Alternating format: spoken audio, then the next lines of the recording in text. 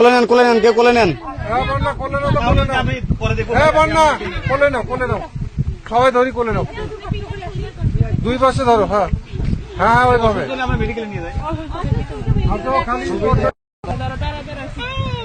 আচ্ছা দাঁড়াও আমি কথা বলছি। ভিতরে যাও তো বেটি, একটু ভিতরে যা, দাঁড়াও তো। হ্যাঁ মা বলো তো কোন জায়গায় ঘটনাটা? এইখানে এই জায়গাটা না? আচ্ছা ঠিক আছে, এই নিয়ে যাও।